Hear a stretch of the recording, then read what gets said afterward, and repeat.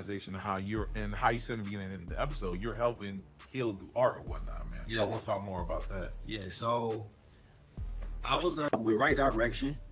Right now, I'm working with the city of Shaker. I'm doing something completely different, but Right Direction is still, like, my people's still there. Shout out to them, double forever. Still working with them.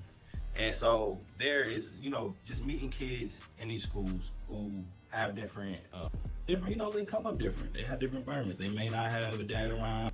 Mom may be busy. They may be dealing with behavioral issues. And so we were able to be in those schools and, like, really make an impact. And it was really doing case management, but there's a lot of different ways that you can impact them. And for me, it was always trying to draw with them, having those conversations while we're creating art.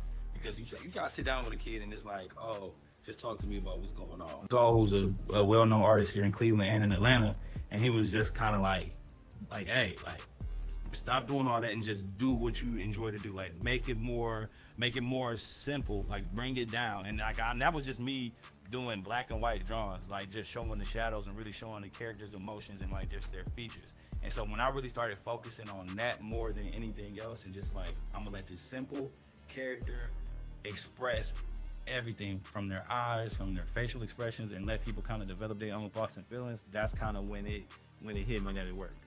That's dope. Art. I'm cautious of word. I got you. Let me ask you. You know what I'm saying? Because all about the perception of what I money is looking at. Because we can look into different things. I see it in different. I learn from a different way, and that's what I love about art. We talk about legacy for yourself. What would you like the legacy to be?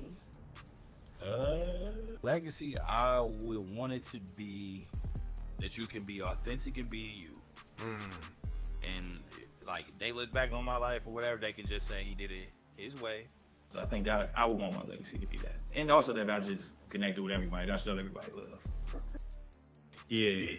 So yeah, just that I showed love, and I had that collaborative spirit, and yeah, live free. It hasn't occurred for me, but the moment where I was like, I'm on the right path, and I'm surrounding myself with the right people, like I'm doing the right things, was that show in Atlanta. Because Atlanta's art scene is super crazy. Like, it's crazy, and the way that they collaborate in Atlanta is like the goal Cleveland needs to get to.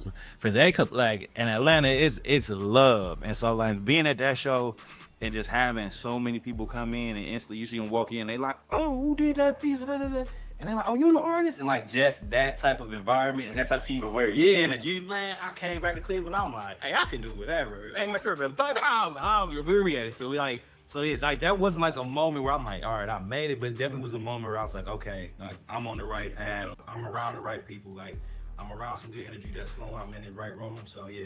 How do you feel like we in Cleveland can help create a more collaborative effort here in the city? It's just a mentality change. I think everybody has to stop thinking that you shining or this person shining stops everybody from getting some light on them. You know what I mean? And so I definitely think it's a mentality change in the aspect of like, all right, look, if this ain't your time to shine, it's all right. Like, just make sure you let that person get their shine. Like, everybody can stand next to each other, sit next to each other, sit at the same table, and eat the same food, and never go hungry.